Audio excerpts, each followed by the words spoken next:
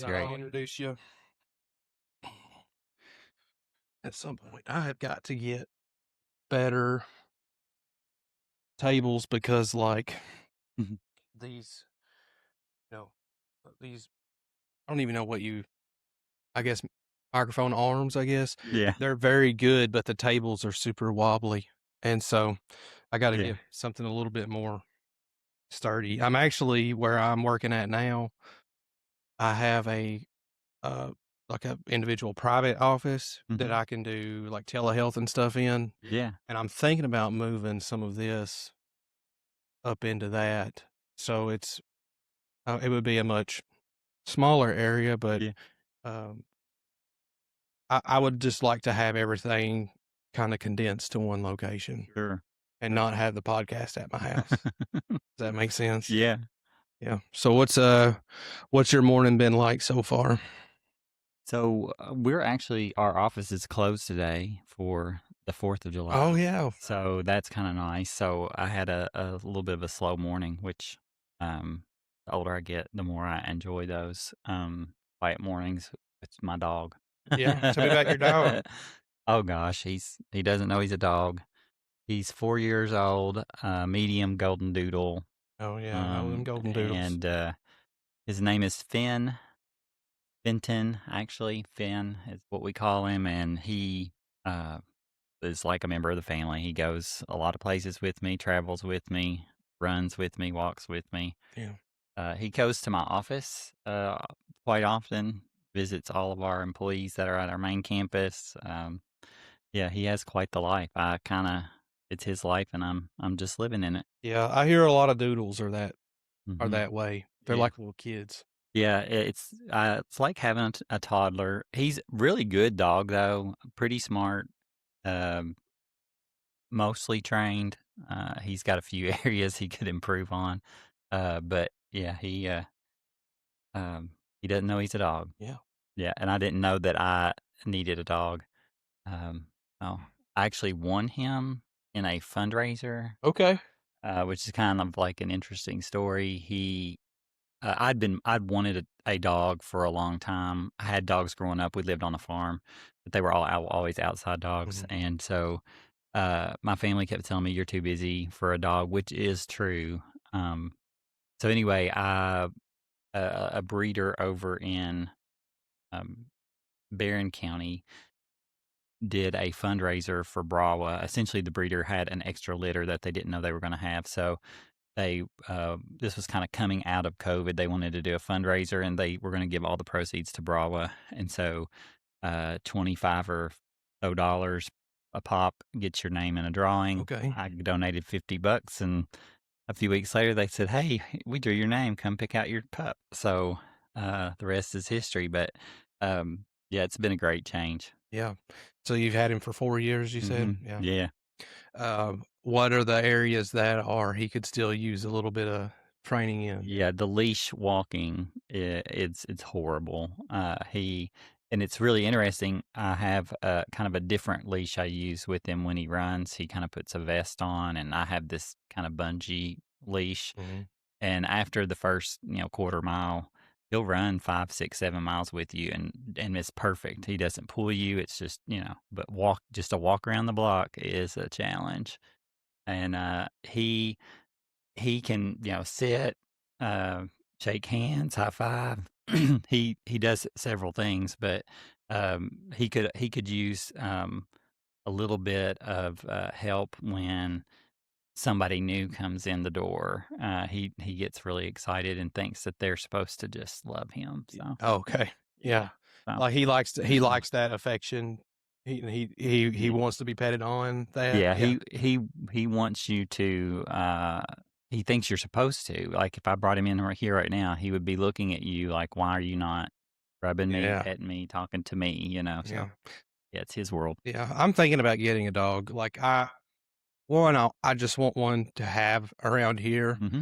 I'm really nervous about like potty training it and stuff like Hmm. that because I have no idea what I'm doing and Yeah, uh because like I definitely like that would probably be aside from tearing up things, the yeah, one thing that I would be concerned about is having a good having it be good and potty trained, and Yeah. I wouldn't know how to do that, make sure that happens.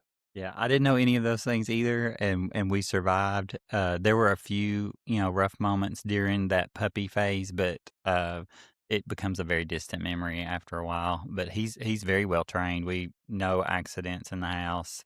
Um, he knows what to do there. If I tell him at night it's bedtime, he goes to his bed. He knows, Really? yeah, he knows several things. So dogs are really smart. Doodles are very smart animals. The biggest thing I liked about him, that I still like about him, is hardly any shedding. They're kind of hypoallergenic, and I rarely find hair on my couch or Mhm. on my floor, and so that is important to me because I don't want to spend all my time cleaning up Yeah. after a dog. But he's been great, a lot of company, and then, like I said, become a kind of a member of the family. Um, he goes to our family Christmas. It's just Mhm. he's my sisters check on him. Yeah, it's been really great. And then I think kind of talking about work, I think there is some value in having pets in the workplace. I'd read a couple articles. This has been a long time ago about um, it kind of helps dogs specifically can kind of help regulate the emotional climate in a workplace. And so I have kind of found that true with him. So because of that, we're kind of a pet friendly organization. Mhm. I have employees who they don't bring their dogs every day, but once a week you're going to see a dog or two at our main Yeah. office, and it's kind of cool. Most people like it. It hasn't caused problems yet. We've been doing it for I've been there, going on 10 years, and I've always let employees bring their kids and their Mhm. pets, so, Yeah. yeah. Yeah, and, I know we're here to talk Yeah. about your workplace. Yeah. I just, uh, but my work my private practice Yeah. now, I would love to have I think a therapy Like dog a would be therapy great. dog. I Mhm. think it would be great, Yeah. and, but again, like, I wouldn't even know where to start Yeah. with it, but I it'll think happen in time, I'm sure. I think my dog could have been a therapy dog. I don't know if there's, like, a cutoff age in training, but, I think he very well could have been, and I do see some value in that, so Mhm. you should, when the timing's right, you should check that out for yourself, and, Yeah, yeah. absolutely. So you work for Mhm. BRADD. Is it Mm. district development or development district? Development district. Okay, Yeah. okay. So, I'll just kinda turn it over to you, but I mean, I can start, Sure. with the, what is, an ADD? Sure. Yeah. So the area development districts have been around for a long time. They were the Barren River Area Development District, or BRADD. We're one of 15 area development districts across the Commonwealth of Kentucky. Um, the area development districts and the concept of regionalism started in the 60s, continued on into the 70s, where I think in 1972 or by 1972, the area development districts were codified in Kentucky statute. We were defined then by our counties as our geographic territory. Brad has 10 counties: Allen, Barron, Butler, Edmondson, Hart, Logan, Metcalf, Monroe, Simpson, and Warren. And I always say them alphabetically. That's the best way for me to Mhm, remember sure. them. But we're basically this south central region here in Kentucky. Bowling Green is kind of the hub of our area development district, but we're not defined by those urban and city boundaries. We truly work across all 10 counties in so many different areas and aspects. But yeah, we've been around for a really long time. Brad was actually formed in 1968. Mm, Prior to 1968, the concept of regionalism had kind of hit the area through a federal legislation. And so there was actually the Upper Barren River Development Council and the Lower Barren River Development Council in the early to mid 60s. We have some old records at our office, which are kind of neat to look at. And it's really where that concept of uh, creating this quasi government agency came from. So we were designed really to help our communities leverage federal and state opportunities. So it's really the crossroads of where federal, state, and local government come in together to identify needs for communities and help kind of create a roadmap on how Mhm. they can achieve those. And so we've been doing that for a long time over the course of 50 plus years. We've also taken on a lot of different areas of quality of life programming. Okay. Yeah, so, like, is is it a is it a does it have a governing body? Yeah. So, great question. Each area development district is governed by a board of directors. Okay. So, this is kind of interesting. A lot of people don't realize this, but again, I mentioned, uh, in 1972, we were codified by Kentucky law. And so the law actually prescribes who is on our board of Mhm. directors. So in our 10 county district, every county judge executive is on our board. Every mayor of an incorporated city. We have 24 incorporated cities in the BRADD region. And so each of those mayors serve on our board. And then jointly, the mayors and judge executives of each county, geographic county, appoint a citizen member who serves on our board. And so I have 10 citizen members, one from each county. So that's a rather large board of directors, Sure. 44 members, a lot to keep up with, but they help oversee the day-to-day operations of the area development district. And really, at Brad, because that board is so large, we have an executive board of 10, one member from each county, who really gets in the weeds at Brad. They see more detail in our financials, in our programming, and our staffing, and kind of help set the vision. But the board's primary goal is to is to help oversee the area development districts and appoint the executive director. Yeah. So, is with the citizen member, like,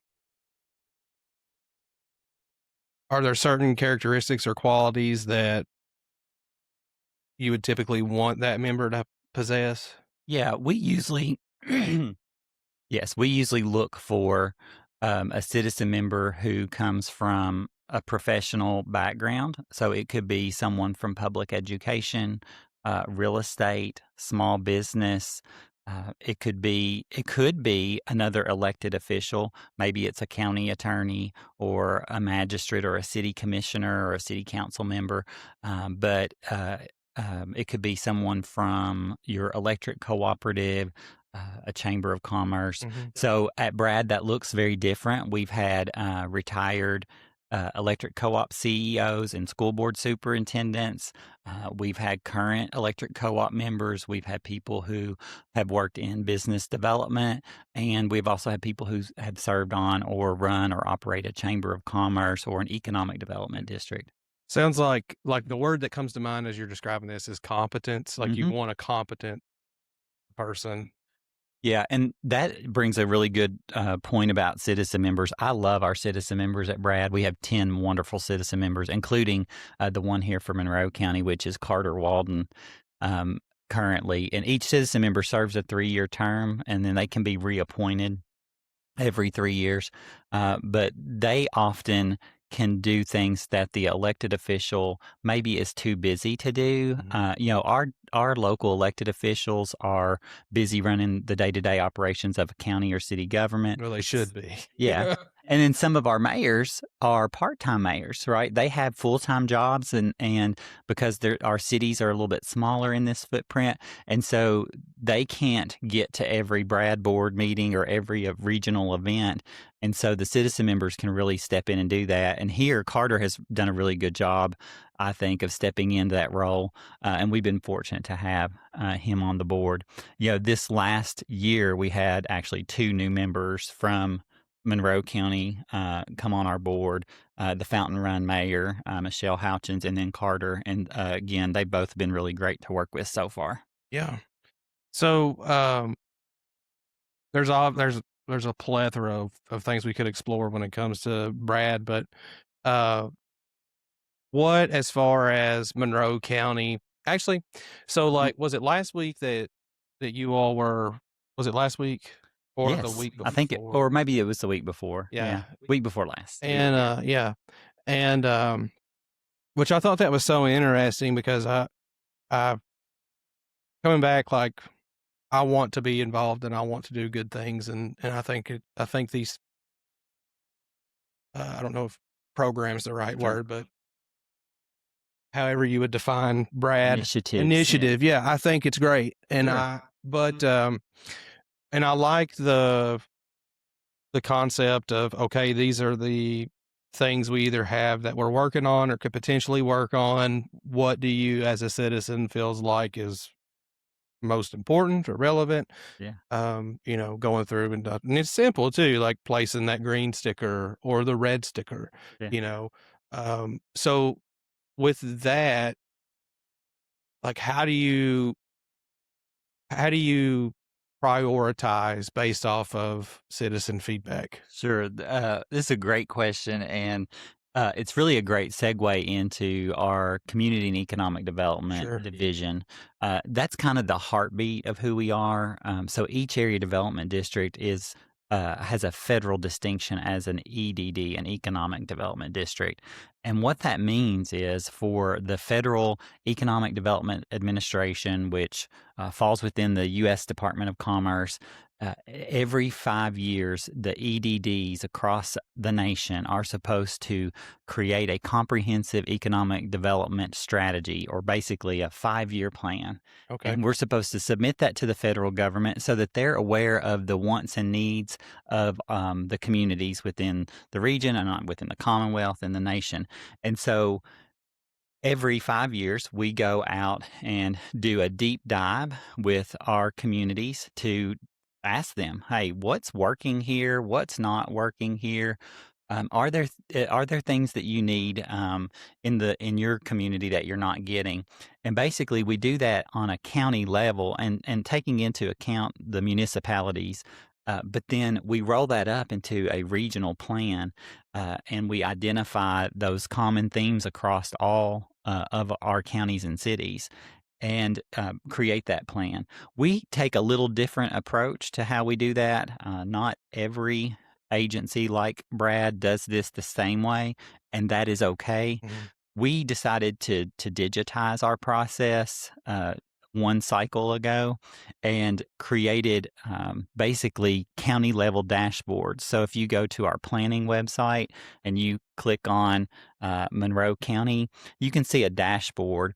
And I did bring with me today kind of a snapshot of that. Sure. We operate on a state fiscal year, so we just closed out fiscal year 26, but I have some fiscal year 25 data.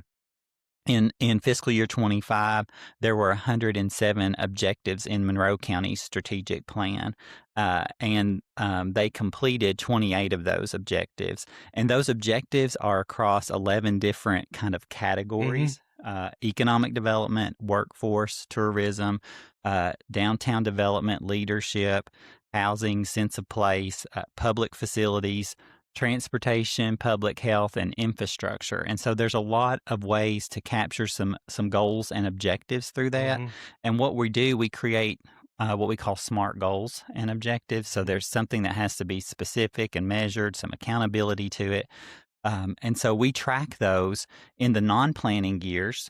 Those other 4 years, we're actually meeting quarterly here in Monroe County with a steering committee, Mhm. and we're saying, "Hey, what have we done with these goals and objectives? Do we need to change them? Do we need to delete, edit, add a new one?" But every 5 years, we're taking that overhaul. And so what we're doing currently is every other month, we're meeting with your local steering committee here in Monroe County, and then 2 times this year, we're hosting public meetings, or open houses, right? They're kinda come and go, and that's a little misleading sometimes to the public. When you say public meeting, they think there's gonna be speeches and some structure like of that, but what this really is an open house, casual format. We hosted the first one a couple weeks ago at the EDC building, Mhm. and we set up posters of so that everyone, not everyone has a computer or technology. And so we set up posters so that people could see what your goals and objectives were 5 years ago, Mhm. and how we can change those and make them better for the next five Sure. years. And so the opportunity that you mentioned, and it was great to meet you there, is, we had a red and green kind of sticker process, but you could also give us notes. You could talk. There were three staff there. Mhm. You could talk to us.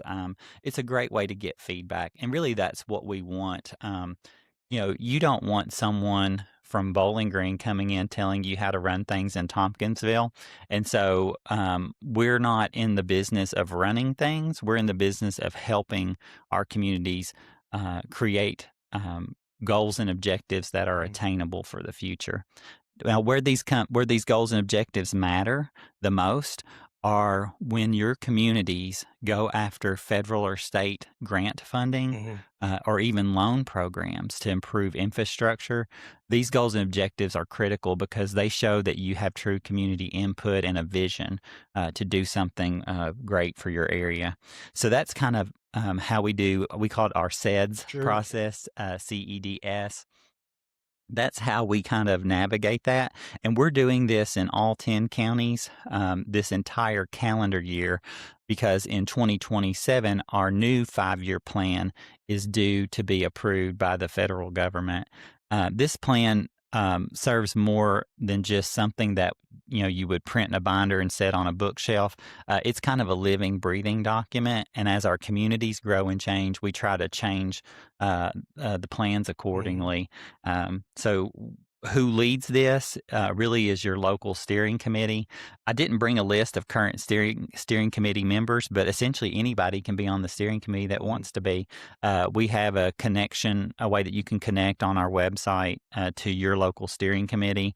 But usually your local elected leaders, we've had magistrates, your county judge, of course, and your mayors. We've had some citizen input, small businesses, large businesses.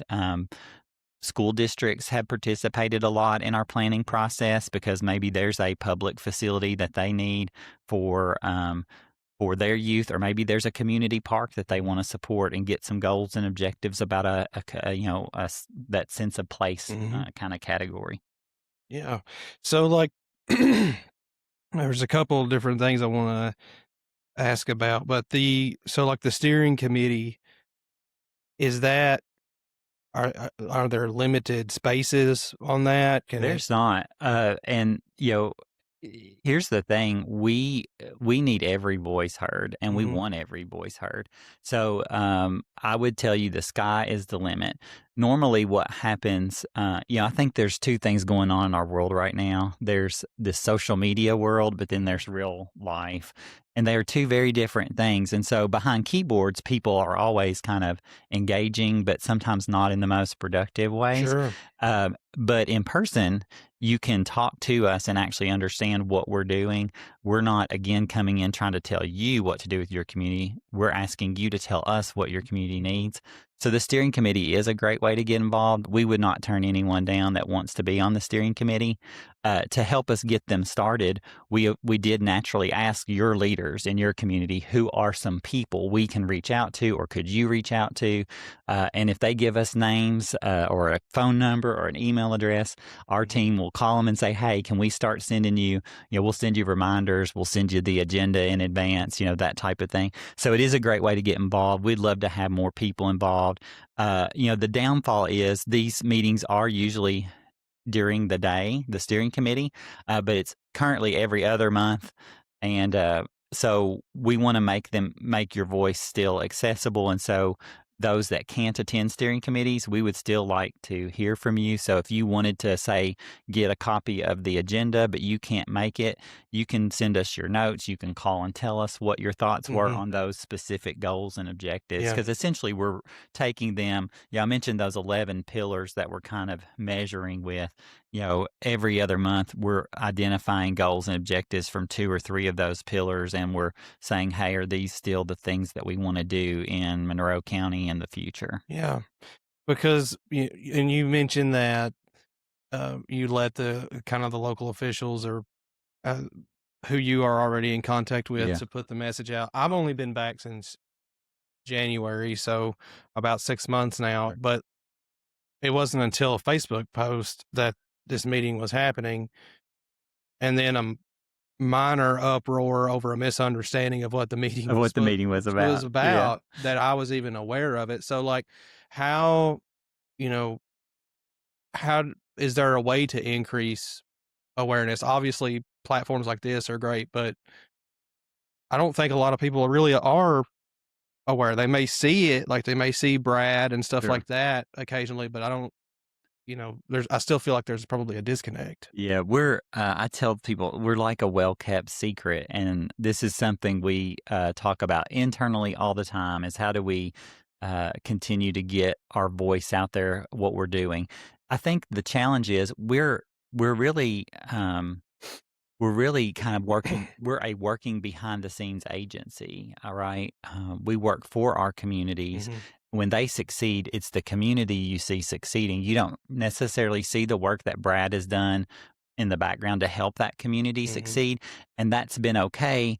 But, we're shifting our mindset a little bit to say, hey, alongside our community, we should toot our horn a little bit too and Yes. tell the good things that we're doing. And then that hopefully would foster the engagement. Recently, we hired a communications director at Brad. It's one of the best decisions that our board has allowed us to do. He is really starting to work more on the storytelling, getting the word out there, increasing our presence on multiple media markets. We don't have we have a shoestring budget for advertising, Mhm, so it's not like we can put up a bunch of billboards. But we did advertise this meeting in that you're talking about in the paper and on our social media.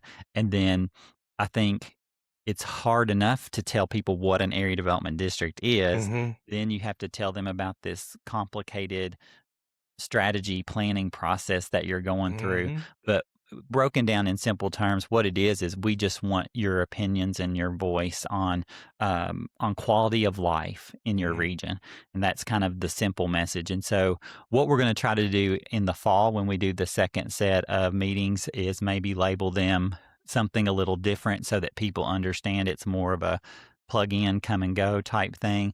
And I think we're also going to try to do a promotional video for each community, and then mhm, try to share that out with your local media to try to get people engaged. And then also maybe equip our local leaders to help put that message out as well so that we're mhm. connecting with everyone. Yeah. How if somebody wants to, like, join the steering committee, what do they do? Yeah.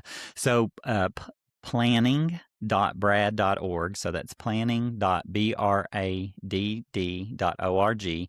That's our planning website.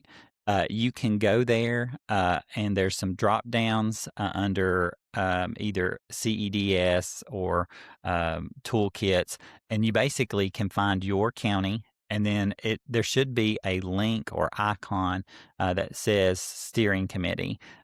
You can connect there. You can also call our office and ask for our community and economic development division. You can email our general inbox, which is Mhm, info@brad.org. And you can say, hey, I live in Monroe County. I'd like to be on that steering committee or learn more. And we can get you connected very easily.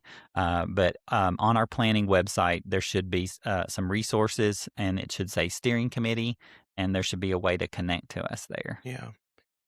Um, when it comes to funding, like, are you kind of bridging that gap through, like, uh, oh, what are they called? Grants and things Hmm. like that? Is that your Yeah. main source of Yeah. So a lot of the work that we do for local governments is we provide a lot of technical assistance to help them find funding for projects. And Sure. so I did bring some Monroe County project notes Absolutely. to kind of share with you. Again, there's so many ways other than just planning that we're doing things. We're also, and we can get to this in a minute, but we're also assisting your aging population here. We also operate a Medicaid waiver program, and all of those have kind of a return on investment. But just to give you an idea of a few things that we're currently working on, um, we have a $1 million CDBG project. CDBG stands for Community Development Block Grant. It's a federal grant program that's very competitive. We helped the city of Gamale get a CDBG grant and an ARC grant um, to replace several water mains Mhm. within the city limits. These were things that had needed to be done. The system is will be owned and operated by the Monroe County Water District, but this is a really great project that's underway currently. We are just recently applied for a natural gas distribution grant in the amount of $1.3 million Mhm. for the city of Tompkinsville. And this is to replace and upgrade a natural gas line and exposed farm tap regulation stations that service the city. So infrastructure. Um, we also have submitted, and we're just awaiting approval for a TAP grant. TAP is Transportation Alternatives Program. Mhm. This is for the city of Tompkinsville to construct a sidewalk along Columbia Avenue. Okay. This project has had some preliminary engineering work done through another grant that BRADD had that was regional transportation, but this grant is around 219,000, and we're hoping to hear something from that soon. Awesome. We also have in the works a $224,000 land water recreation trail project. This project would expand at the Tompkinsville Veterans Park. Yes. It would expand the existing playground to include handicap accessible, an area for handicap accessible. It would do that tar and chipping that they put down now. That's Mhm. that would replace gravel. It would also do some upgrading of bathrooms, LED lighting, and a first aid station, and repair. I think there's a boat ramp out there. Yeah. Repair that. It's got some other things related to maybe the volleyball courts, but this grant does it requires a match. It's a 50-50 grant, so the grant itself would actually be around 112. If it's awarded, the city would put in 112 of its money to make that happen. There's that'll be a great program, a great grant. Um, we also have two FEMA grants currently going on with the city of Tompkinsville. So FEMA is the Federal Emergency Management Agency, Mhm. and therefore backup generators, one at City Hall and one at the wastewater treatment plant. Those probably collectively value around $200,000 to $250,000. And then just recently, there is a program called the COPS grant, Okay. and it helps law enforcement get protective gear, equipment, resource officers. It can even fund some salaries. Mhm. Both the city of Tompkinsville and the Monroe County Sheriff's Department has reached out, and we're helping them develop applications for that. We have a plethora of just water and wastewater only Mhm. grants. There's like a list, and I think I counted. There's like 12 or so on this list.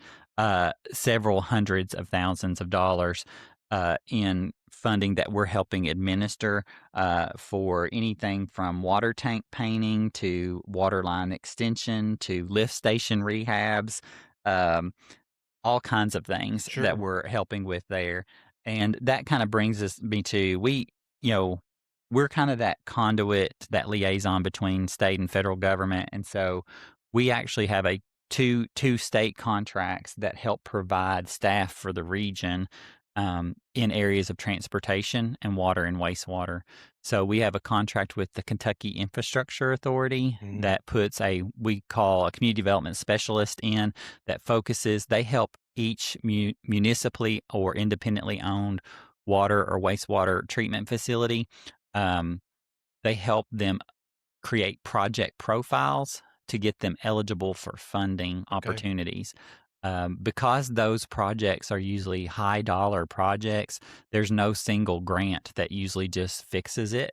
Usually, communities have to take out some type of revolving loan fund dollars. And so we can help assist through that process. And then for transportation, we work with the regional highway engineer and the district office. We provide a transportation planner who helps prioritize state road projects for the 6-year road plan. The 6-year road plan is approved by the General Assembly, the Kentucky General Assembly, and it puts funding in there for those larger projects like bypasses and road improvements Mhm. to, your state highways that run through Monroe County. So we do some planning work there with your local officials, your legislators that represent your area, and we work with the transportation cabinet to help prioritize those projects and get them added to the road plan. So that's kind of cool. Yeah, dude, there's just a lot of stuff that you all are involved with. And, you know, uh, back a few months ago, I was doing a lot of interviews with uh, local candidates. Yeah. And um, when it come to like the county judge executive role Hmm. specifically, a question that I posed to all of them, and that the community as a whole uh, wa uh, was concerned about was industry and infrastructure. Hmm. And I'll say that, like, I never felt like I could get a satisfactory answer for that, but it sounds like, is Brad maybe not the answer, but a resource into that, in improving infrastructure, in improving industry, and Absolutely. yeah. Um, every year I try to set up at least one-on-one meeting with your county judges, your mayors, your elected officials to say, hey, yeah, because our staff, we have a great team at Brad. But I'm as the head of the organization, I feel like it falls on my shoulders to foster those relationships in Mhm, each of the communities. And I have judges that call or text me weekly, and we're talking about projects. And so I don't want to drop the ball anywhere. What I see in Monroe County is tremendous future potential, mhm, and coming, and I'm going to say this with maybe a little bit of bias. I don't live in Bowling Green. I live up the road in Edmonton, Kentucky. mhm, The demographic profile, the community profiles of Edmonton and Tompkinsville mhm. and Metcalfe and Monroe County are very similar. And so anytime I come over here, I always feel at home. I Sure. feel like I'm around my local people, and I want I see things that we're trying in Edmonton, that are working, and I'm like, man, I think that could work in Tompkinsville, or even maybe, insert any community I go to. Oh, that could work here in Tompkinsville as well, or that could be a benefit to Monroe County. And so I'm really optimistic about the future of Monroe County, because I think there appears to be a shift in generational thinking about Yeah, how we want our community to be perceived.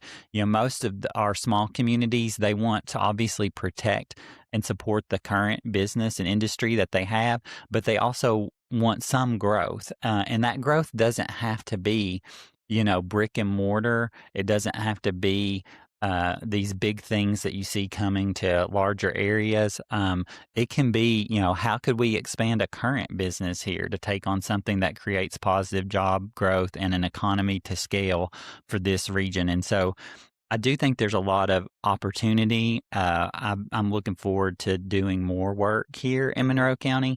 And again, may or may not be the right comparison, but I always kind of think about the community I grew up in and how I feel like it's very similar to here. And you just want things to be a little bit better than you found them when you're ready to Absolutely. leave. And so that's kind of another reason why I think I like so much what we do.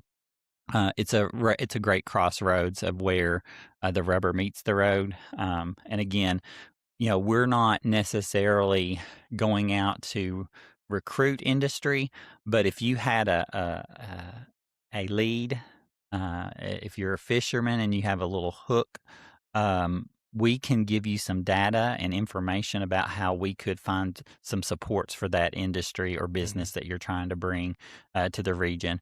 And then on the infrastructure side, I've already mentioned a ton of projects that a lot of people may not even be aware are really going on in the background of their community, but they're infrastructure related. It's to try to get that infrastructure to the place that it's going to serve the next generation. And so, water is very important.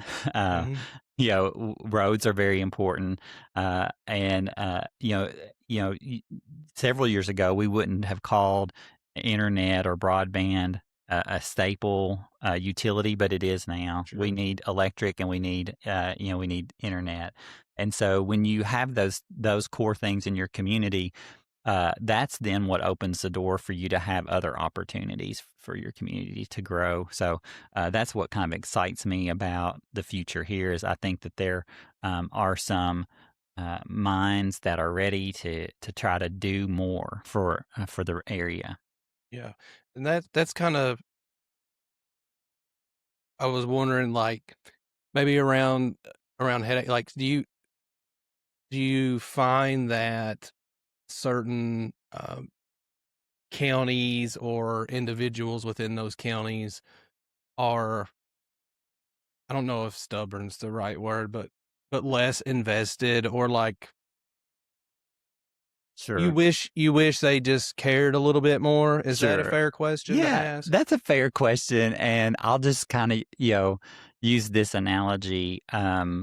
I've done a little bit of coaching when I was in public education, I had the privilege to coach a few different sports, but the primary one, I coached cross country for 7 years, and I had team members who were excited to be there every day. They showed up, they Mhm, put in 110%, and I had team members who was not as excited, didn't always give 100%, mhm, and, was not always invested, but they still cared. And it is really that is the case in local governments across our district. I have some communities, that I feel like do we have to encourage more. You can lead a horse to water, but you can't make them drink. sure, So I think we've always been there trying to, provide the water trough. But at the end of the day, I can't make that community take what we're able to provide. Um, I will say in our region, collectively, um, we don't have a tremendous amount of that. Um, but in the areas that we do, I see that the tides are shifting. And so I'm kind of excited about those shifts. And again, excited here in Monroe County to see some of the things I've seen more recently happen with your up and coming leadership seems to want to really work towards finding new ways to support community and to provide a good quality of life here. So that kind of excites me. And I always try to give credit where credit is due as well. And we have been able to do some things here in Tompkinsville and Monroe County, but um, I would like to do more. mhm, And so as long as we can get leaders and thought leaders in our communities, and uh, you know public servants who truly care about moving the community forward, then we're going to be able to do some things here to hopefully help our community. So that kind of excites me for the future. But yes, there's definitely differences and little nuances in each community. In some areas, you have to go through two or three people maybe to get mhm, something done. And in other areas, you can just kind of call the top dog and it's it is written. sure, But so anyway, it is different across, and I would think that that's not unique to any region in the Commonwealth of Kentucky. I mentioned that there are 14 other area development districts. I'm part of a state association of those directors. We meet monthly, and we talk about the opportunities that we have in our region to grow and to get better. And we know that it takes the right leadership at the right time to mhm, to do some of those things. yeah. And I notice this pattern in myself that I get bored, like, super easily, but I feel like one thing I don't like to say that I like things about myself, because I feel like that's bragging, but, one thing I do like about myself is I do like to bring about positive change, Mhm. and and and I don't get bored of doing that, Yeah. and I I wanna take opportunities that are available to bring positive change, and I think Brad is, sounds like a great organization to be involved in, but, I don't know. I just I know people aren't, happy, and we're riding the wave of this most recent election, and that was, people were talking about what they wanted to see change and stuff like that. Mhm. But then it's like, okay, well, we have these opportunities and these initiatives and things like that, but then nobody's like doing anything about it. And maybe I'm ignorant, or maybe I just have wishful thinking, but it's like, okay, look, let's do something about it, you Mhm. know, even at the most, even at other levels, like with this, at our school board and stuff like that. Mhm. And I know people stepping up to, do that too, because they want to see change. And I think it's great. I would love to see people more involved. Sure, and the power really is in the people. You can hold your leadership accountable, and more so at the local level than any other level of government. Sometimes state and federal level, it's hard to make systemic change in that footprint, but at the local level, again, um, I'm not saying we're apples and apples in Metcalf and Monroe, but if you don't like a direction your community is headed, and you try to first, have that conversation with your magistrate or your county judge or your mayor or your city commissioner, and things don't change, you do have the power to do something about that. And you might think, well, individually, I don't, and that is correct. It takes a group of people to bring change about. But I really think that's what Brad is kind of about is working together. You will never accomplish anything in a silo working alone. Even if you're, yeah, I consider myself to be the leader of Brad, but I don't call all the shots. I work with a team of talented people, and I Hmm. say, let's look at our region and how can we help it grow and do better. We know our key programming areas. We know that we work with local governments. We know that we work with the aging and disabled population. Hmm. And we are now working on something called the Anchor Project. We know that that's kind of our spaces that we're working in. How can we make each of those the best that they can be? And then hopefully we're doing a good enough job that at the end of the day, the people of Monroe County, the leadership of Monroe County is coming to us, Hmm. keeping us busy, Sure. saying, "Hey, we want grants for this. We want to know how we can accomplish this. What's new and on the horizon, Hmm. that we should be looking at for a community our size." The Monroe County is one. I have 10 counties in our district, but Monroe County is one of 4 counties that have a second federal distinction, and that is an ARC county, an Appalachian Regional Commission. And what that means is it affords Monroe County even some more opportunities that we haven't fully capitalized on in the past, but that we certainly could in the Hmm. future, to bring funding opportunities, additional funding opportunities to the community here. So I again am kind of excited about the future here because whether you see it or not, as living here, I am starting to see more people, just like you, average Joe citizen, Yeah. right? Average Joseph. Yeah. I'm seeing more people come to or an organization like ours saying, how can we make our community stronger? And when the people start engaging with us too, then it kind of, I won't say it puts pressure on local leadership, but it shows local leadership that there's value in working together. And then again, that's when the magic happens. When you can work together on some common goals and objectives, then you can move your Mhm. community forward.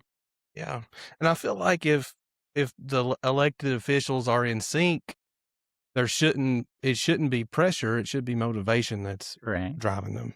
You Yeah. know what I'm saying? And I feel like that I've sensed a tension in the realm of elected officials, and the Sure. citizens, and I don't wanna see that anymore. Yeah. I want everybody to work together and know and believe that good things can be done. You mentioned the Anchor, Yeah. project, and, uh, is that, is that something that you would like to go into or talk about? Yes, I would love to. This has become a project I'm very passionate about.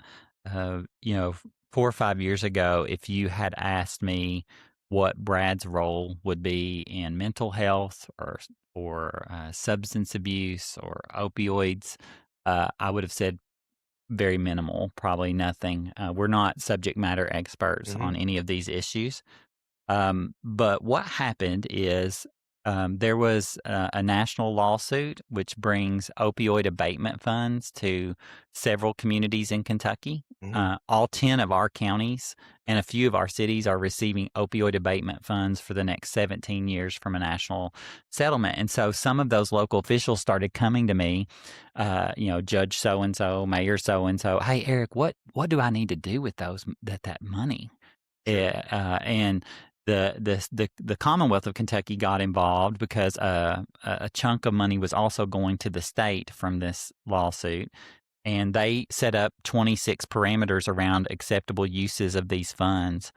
And so we started having some conversations, and in in in my world, basically, I started talking to the director of the district public health department, Matt Hunt, the CEO of Life Skills, Joe Dan Beavers, and we also started talking to Eric Hagan, who is a vice president of rural hospitals for Med Center, and we started having these conversations about these opioid abatement funds. And I believe it might have even been Eric Hagan that put us all together. And he said, hey, are y'all getting questions? I'm like, I'm getting questions. mhm, Everybody's getting questions, but we're not sure what to do.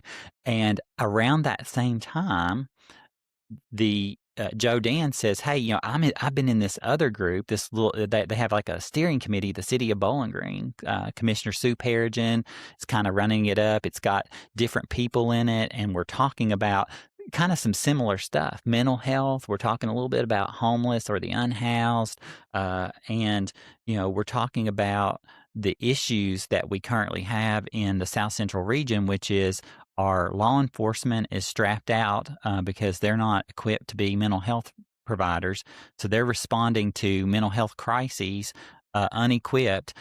They're essentially babysitting these individuals mhm, because there's nowhere for them to go. Less, a state psychiatric facility, which the nearest one's an hour plus away from mhm, our region. The jails are starting to get burdened because they have people who really aren't criminal, who are in there with probably a mental health or substance abuse issue, but they were booked on some charge because they didn't know what else to do with them. And so all these conversations started happening, and the four of us said, "Hey, why don't we host a symposium on opioids?" mhm, And so in 2023 we invited school districts, law enforcement, judicial. We invited circuit and district judges and family court judges and legislators and local county judge executives, local mayors, magistrates, commissioners, mental health experts in private practices.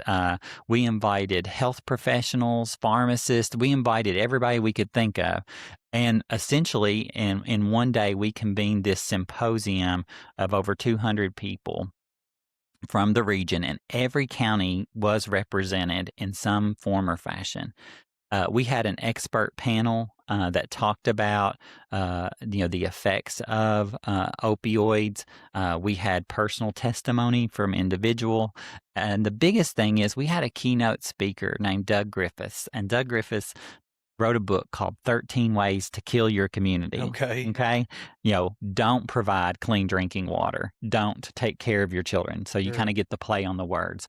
Doug gave a great message about if you don't do something now, you're definitely not going to find a solution. yeah, And so we all left that meeting really feeling energized about what could we do. And so we broke this meeting out into kind of 4 areas: prevention, treatment, recovery, and then that continuum of care. And we said, okay, we're going to convene some working groups and see if we can come up with a solution. But really, before we were able to even do that, all of a sudden, this vision just kind of comes about among our group about, well, what if we brought a regional mental health crisis and substance abuse intake center to the region? What if we had a evidence-based program? What if we could help our law enforcement get back on the road being police and not tied up with, Joe who's yelling at a stop sign, who really just needs his medication adjusted. Yeah. He doesn't need to go to jail, and he doesn't need to be booked and going through the judicial process. What if we were able to bring an evidence-based recovery to workforce program and get some of those people back into the 5 or 6,000 open jobs we have in our region? Sure. And then to kind of help guide that, what if we had a regional office of drug control policy that could really help our local elected officials appropriately use those opioid abatement funds, but also work in those same pillars of, prevention, treatment, and recovery, helping them do best practices and policies. And so what happened was the Anchor Project is what we called it, and we created a advocacy white paper, if you will. We kind of have a 4-page summary on our website, and we also have some more detailed information if you wanted about each component. But essentially, we said we need $23 million, and we could do or get started most of those things. So we looked around the nation, and there are only a handful of crisis intake centers that are successful. There's actually one in Nashville, Tennessee. That's the closest. I've been down there 3 times and toured the facility. I am, full disclaimer, I'm not a clinician. Yeah. I know nothing about how you would treat someone who's going through a mental health episode. Excuse me. Yeah. Excuse me. Bless you. I know nothing about how you would treat someone with a mental health episode, but this was so eye-opening to see. And Arizona is where the model really has picked up and done well. And so we have worked with individuals in the mental health space to basically design this crisis intake center, which is going to be a 24/7 center. We went up to Northern Kentucky.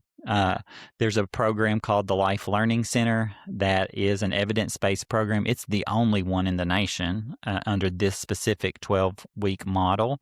And what was interesting there, and their numbers continue to even get better, but recidivism, the rate at which people re-enter the criminal justice system.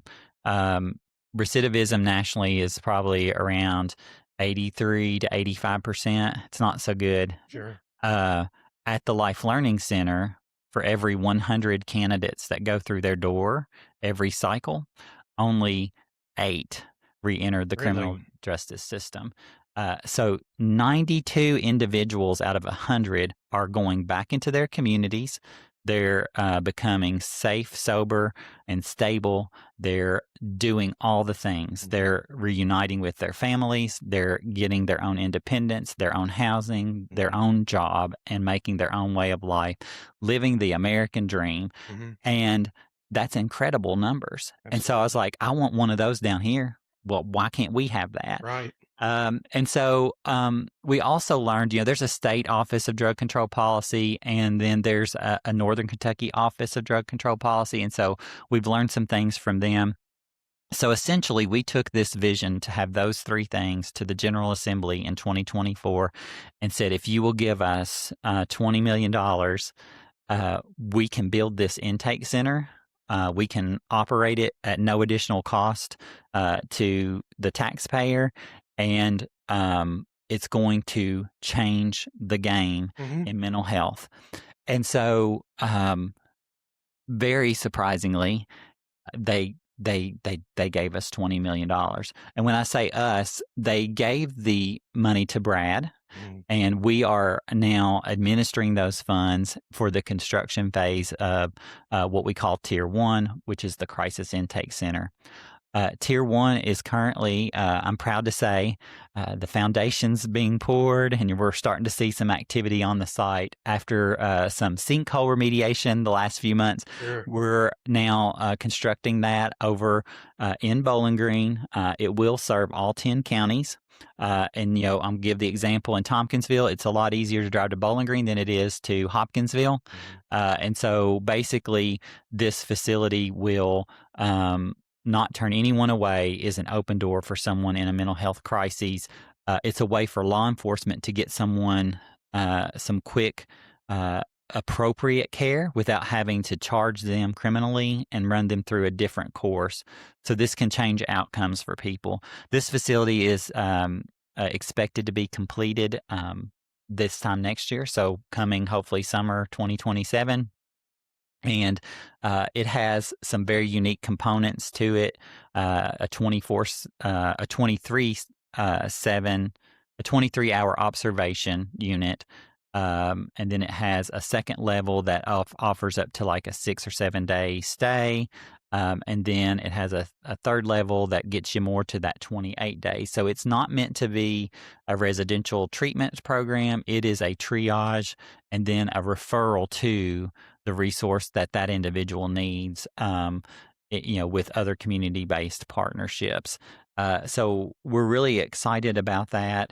The Life Learning Center also received some funding from the General Assembly with the directive to bring a Life Learning Center to the BRADD region.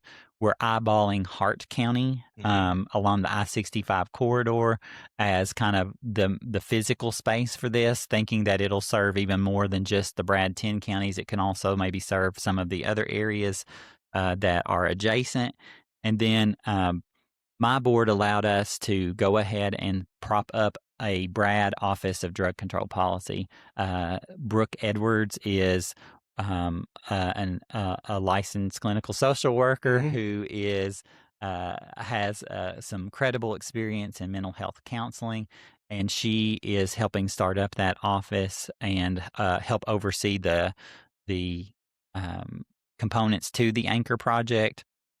And we've created a regional opioid advisory committee. So the counties and communities that are receiving funds are meeting with us quarterly. We're presenting to them on topics of mental health and substance abuse. We're showcasing things that are going on in our region in recovery, in treatment, and also in prevention.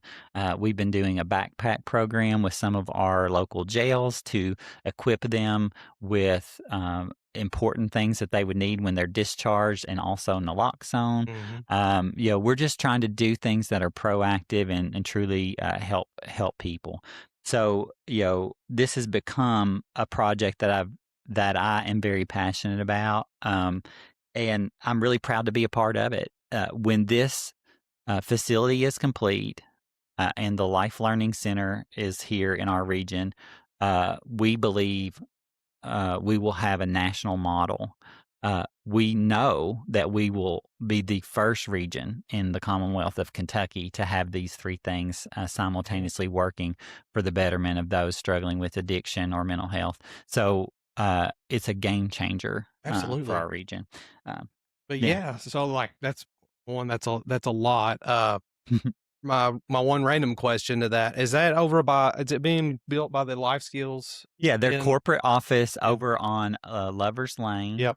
That is where this is being built. Life Skills donated 6 acres of land in kind to the project. So again, no cost. And they've found the financial model to operate this facility once it's completed. So BRADD is passing through those funds, helping get it completed and built. And again, we're excited about it. It's around a 35,000 square foot facility. It's a drop-in again, there's a public facing entrance, so you can come in as a community member, or you can bring someone there yourself. But there's also an entrance, like a sally port entrance in the back, where law enforcement and first responders can bring individuals in. Mhm. And again, I can't tell you how many police chiefs that I've talked to in our region. When we get down and talk about the details of this project, they're excited Sure. because they're going to be able to get their police force back to community policing, and not again, uh, you know, uh, with good intention, but unequipped mental health counselors. There's very few law enforcement that have that ability to be Mhm. able to also do the mental health pieces of that. And so this really is going to be a game changer for the region.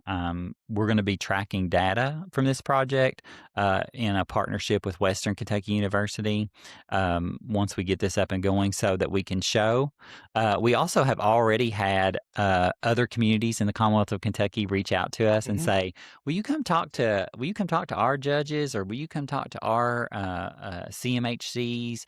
Will you come talk to our public health departments? We want to see what we could replicate from this or do from this. So there's a lot of eyes watching South Central Kentucky right now on Mhm. the Anchor project, and we're just really excited about what it can bring for the future. Absolutely.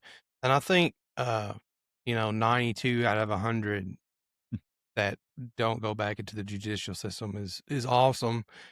What do you feel like is a what do you feel like is are the factors Mhm. in that? Like, what about this program? Yeah, so the Life Learning Center, they have a 12-week evidence-based program. There is a higher power initiative. Sure. It's not a specific faith base, but Mhm. there is a higher power initiative, which I think plays a role in that. But it's really about the leadership there. That program has a supportive board of directors and leader who, the leader of the Life Learning Center in Northern Kentucky is a retired legislator, a retired state police.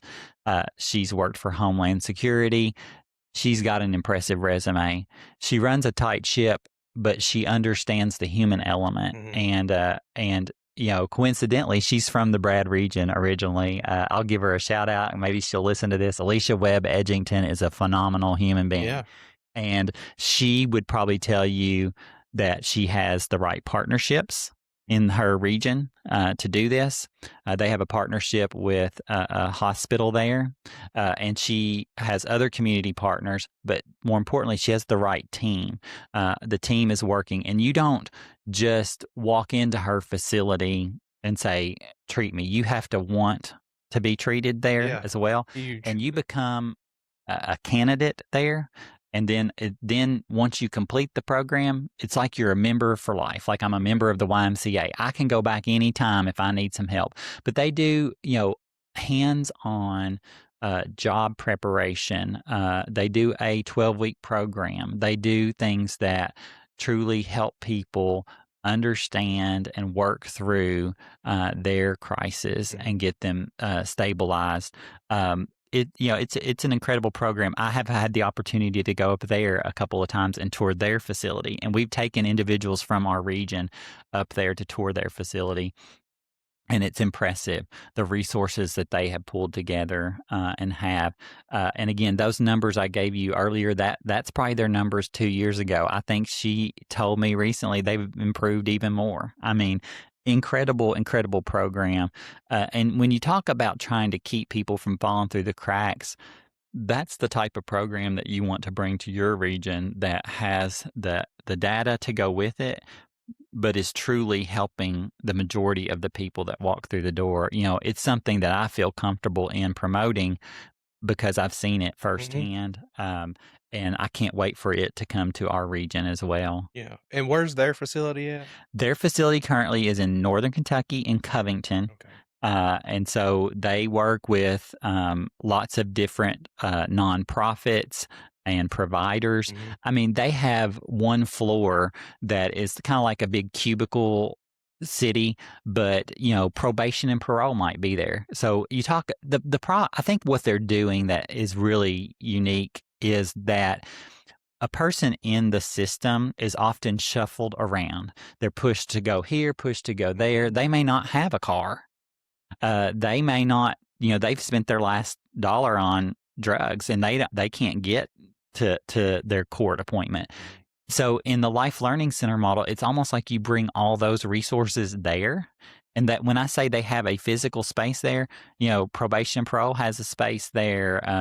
Pretrial officers have a space Mhm. there. um, job the workforce board is there to help people Mhm. with finding a job or working on their resume. They have an entire space that they teach classes in etiquette for jobs. They have a tattoo removal service Mhm. on site there because that sometimes is a barrier for people to get jobs. This anything that you could think of, they have there to remove as many barriers so that that person doesn't get lost in that shuffle when you're sending them here and sending them there. They can get it all at one place, and I think that's kind of part of the special sauce that they have up Mhm. there. But yeah, very interesting place. If you ever want to go up there, I can get you a tour. I mean, Yeah, it is it'd be really great. really great, and I would encourage people to check them out. They do have an online presence too, and it is the Life Learning Center. And Alicia is tasked with setting up 4 more of these across the Commonwealth of Kentucky, and our region's going to be blessed to have one, hopefully in 2027, Awesome. 2028. So Is there like a 12-step program, Mhm. or, you know, when when you mentioned a higher power and then you said Yes, like 12 weeks, I was thinking, okay, is that like uh, yeah, a step a week kind of thing, or is it just kind of pulling from the 12 steps to a yeah, degree, they or? use kind of a continuum of care, and I think I got a note on this, and this may help so I get it right and don't disappoint Alicia. They have a care continuum, and these are the things that their 12-week program. It's a life skills program, and they call it Foundations for a Better Life. And it helps low income, unemployed or underemployed individuals identify barriers across 5 domains, and the 5 domains are physical, financial, spiritual, emotional, and relational. Mm. And so in this program, they kind of advance on this continuum, going through those. With the last one, and I don't know that they do this in a specific order, but that step of becoming gainfully employed is kind Mhm. of that last step. They use a multidisciplinary recovery reentry team Mhm. concept. So you have essentially a team of individuals that become invested in that candidate, and they're having ongoing communication and discussion with that candidate to keep them on the right track and successful. And we all know this. If you can come out of those bad daily habits into new, better daily habits, and you can do that for any length of time, the longer that you're successful, the greater your Absolutely. chances of surviving. And so I think what makes their program unique is this is 12 weeks, that these people are drug tested during that time randomly. I mean, it's a strict program Mhm. too. It's not just a walk in the park kind of thing. But these people are people who want the change and want to have it. And they have on their website, they have a couple of incredible testimonies and success stories, that are really they get to your heart. And again, this is coming to our region, and just super excited about it because of what we know it can do to keep people substance free for life. And so, Yeah, yeah. that's awesome. I think, I had a thought, and let me Mm. see if I can remember it. I'll get a really good thought in my head, and then I'll start paying attention again, and then it disappears. You're It fine. was something to do with the program itself, but, oh, the community, Yeah. like, essentially kinda building the community for them, like, if Hmm. they're a member, right? Like, Hmm. you treat them like a member, Yeah. they have that, and I think that's super important because, especially in rural areas like this, uh, it's it's hard to stay away from the people, places, and things that Sure. would encourage you to go down that wrong path Yeah. because there's not much else, Right. and I think having that community support Yeah. is huge in Yeah. that. And then you're stigmatized a lot, Yes. and the community itself, you know, I still have a lot to learn. I consider myself a lifelong learner, but I know that I have made an investment in trying to learn more about these issues and how they affect our community. And that might be something your listeners might say, well, why is the area development district working on a mental health initiative? That's not economic development. And I would argue it is. Mhm. These individuals are in a course and a path in life where they're not contributing to your community in a positive way. And if we could even turn around half of them, just think Absolutely. how impactful that would be to our local communities, our region. You know, sometimes people do need to go away from home before they come back too, and I think that's also the beauty of this. You know, look at the life skills facility as kind of that emergency triage. That's the doorway. Mhm. They get in there. They can get some stabilization. You know, that we might realize that they're a good candidate for the Life Learning Center. So let's say then they go over to Hart County and they hang out over there for 12 weeks, getting into this program and finding their wings. How great would that be then for them to be able to, you know, eventually come back here or at least stay in our region and contribute to our success. And so there's just a lot of exciting things about this project. I feel honored just to have been involved in it. Mhm. And I'm at a point in my public service career that, you know, I've told people recently this is probably going to be my legacy project because, Absolutely. you know, I've been in public service for 26 years. I started in the judicial branch of government and did some things locally in Metcalfe and Warren counties. And then I did some roles statewide for the judicial branch. Then I kind of segued into family and juvenile matters, helping with kids who were in foster care review boards. Mhm. And then I went into public education for about 7 years and worked in the local school system and did a lot of college and career coaching. Mhm. Um, and then, you know, this opportunity at BRADD came in 2017. And, you know, I don't think I realized at the time, you know, I knew a little bit about BRADD, but I don't think I realized um, the opportunity that I've been afforded to work in this position, especially as a small town kid, you know, coming Mhm. from a tobacco farm on the Adair Metcalfe County line, and to be able to, you know, work with local officials, state officials, and federal officials has just been a rewarding experience for me. Absolutely.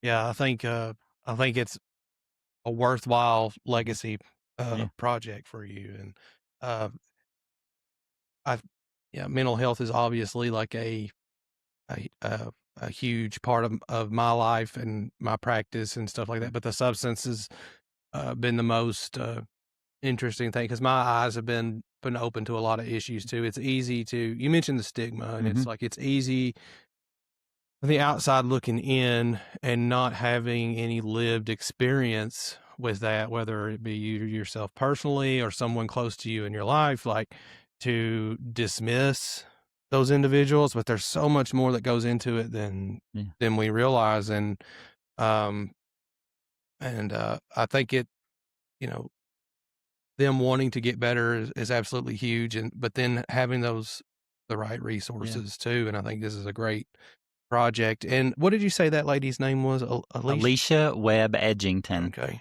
She's an Edmonson County native, Okay. and she said this is her terms, not mine. A recovering politician, she says. Okay. You know, she spent some time in the General Assembly and did some good work there.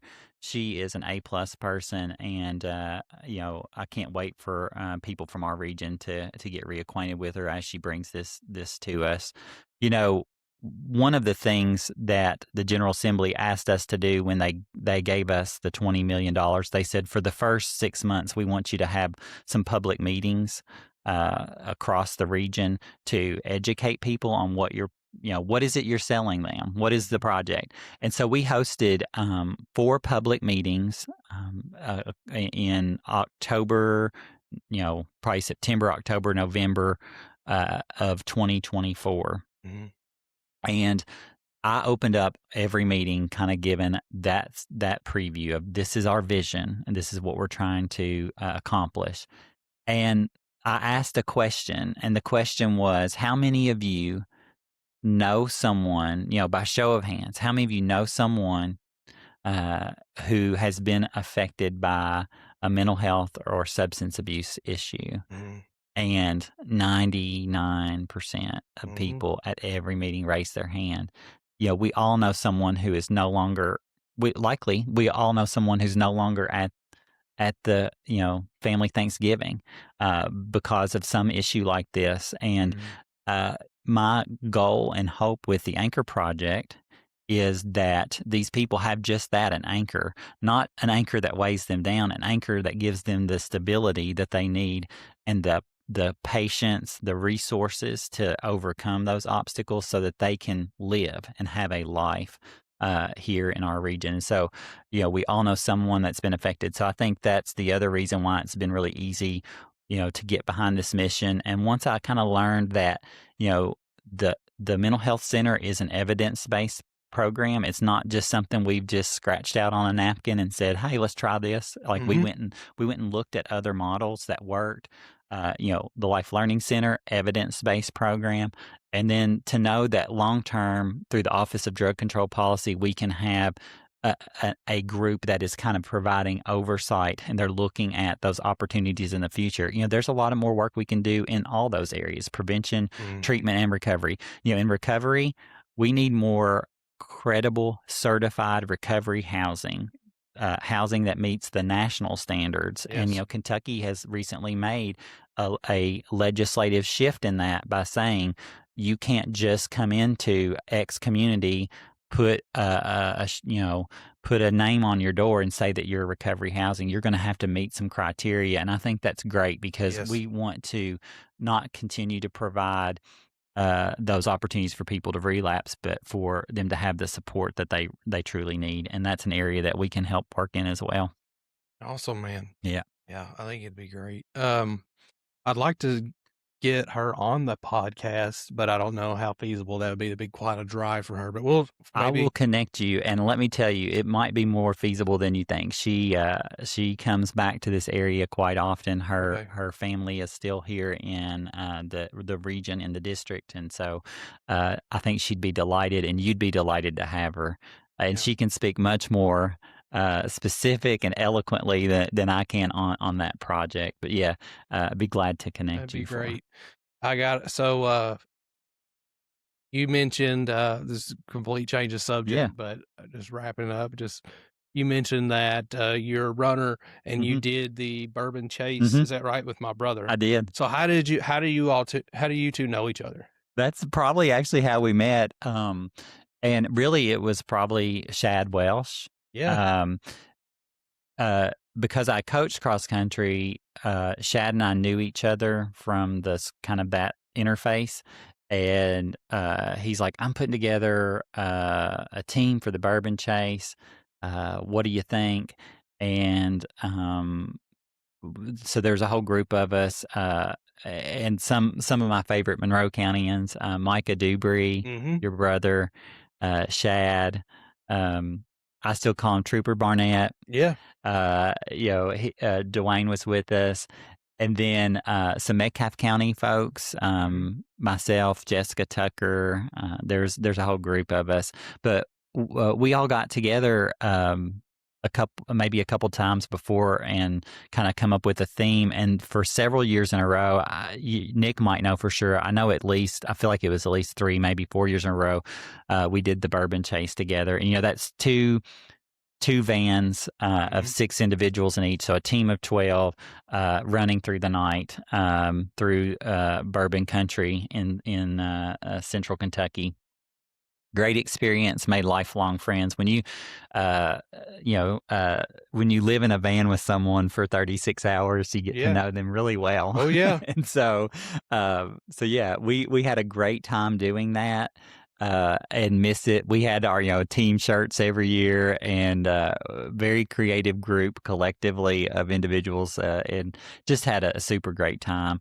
And so that's actually how I got to know your brother, and then met your father on one of the bourbon Yeah. chases because he was providing some van support. He was a van He was a driver van for us one driver. year, Yeah. and so got to meet him. And then Nick and I have kind of kept a pretty good relationship. We'll text each other every now and then. Mhm. If I hear something going on down here or he hears something going on in Edmonton, we'll text and kind of check in with each other about it. And so that's been kind of nice. And then, kind of full circle moments really mention, meeting you at our public meeting. And then, Shad is a magistrate elect for Yep. one of the districts here. And so that's kind of going to be unique because we do get opportunities to work with the magistrates as well. And so I'm kind of excited about that. I'll also kind of plug just down the road. Brad does have a bit of a fiscal presence in all of our communities. Mhm. We operate senior centers in all 10 counties. We've always been involved in that programming, but more as the pass through of funding to a Mhm. different provider. But last year we took a shift and we became the direct service provider for the Monroe County Senior Center. And we do a lot in the aging and disabled workspace. A lot of people, that is, if the local governments don't know us, then that's the second way people usually know us. Maybe mom or dad's getting a little feeble. Maybe they needed just a little help at home. You don't want to take them to the nursing home. You want them to stay in their home. We have a lot of programs and resources, some that we provide directly, some that we do through contract with other partnerships and agencies. But we're kind of like a resource center for the 10 county Yeah. region for those who are disabled or needing help. And our goal really is, how do we keep people aging in their home for as long as possible? So we have case managers who help with senior nutrition, that daily living. We're not a medical provider. We don't do medical stuff. Non-medical case management for, again, individuals who um, need a little bit of help at home. And then we have a lot of programming for grandparents who are raising grandchildren, family caregivers. We do some work in the Medicaid space Mhm. with waivers. So we help case manage home and community based waivers and the Michelle P waiver. Yep. And so we have a very talented staff of individuals who do that in all 10 of our counties, including here in Monroe County. And, there's a huge return and investment in the Medicaid waiver space. When the cost of long-term care is now anywhere from $100 to $125,000 a year, but you can have someone go on a Medicaid waiver and they can employ someone at maybe $30,000 or $40,000 a year to help them a little bit in their home. Mhm. There's a huge savings Sure. there to the taxpayers in the community. So we do a lot of space there too that I certainly don't want to discount in this podcast because that makes up a big chunk of what we do as well. But our ability to work with different populations and different areas and quality of life, I think, is kind of what makes us unique.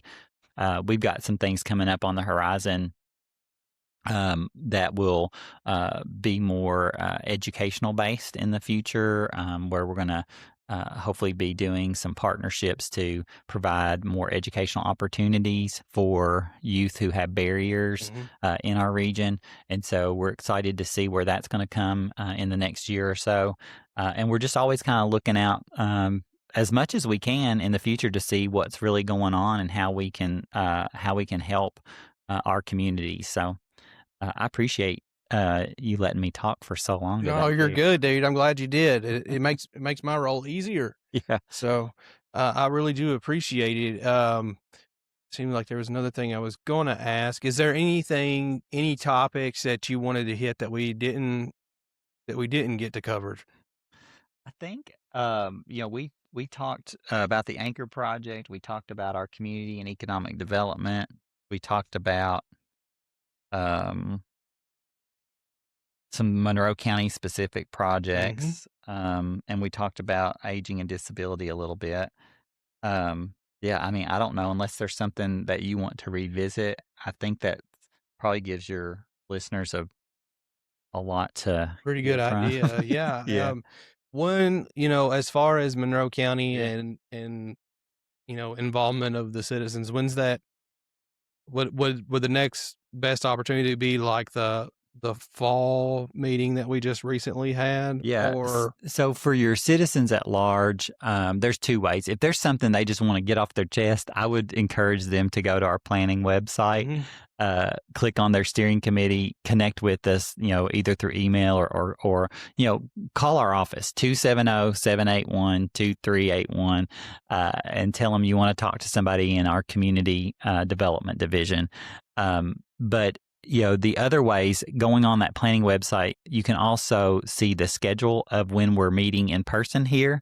mhm, I don't have the date off the top of my head, but they'll be meeting in person every other month. We're meeting here, and we can provide that date for you. You could come to a sure, meeting, and then yes, this fall we'll be advertising a second round of public meetings, and it'll be similar to what you experienced, kind of that walkthrough, look at some more goals and objectives, help us again fine tune those, because by the end of this calendar year, we will be tasked with kind of wrapping that process up mhm, and rolling that into a regional plan. okay.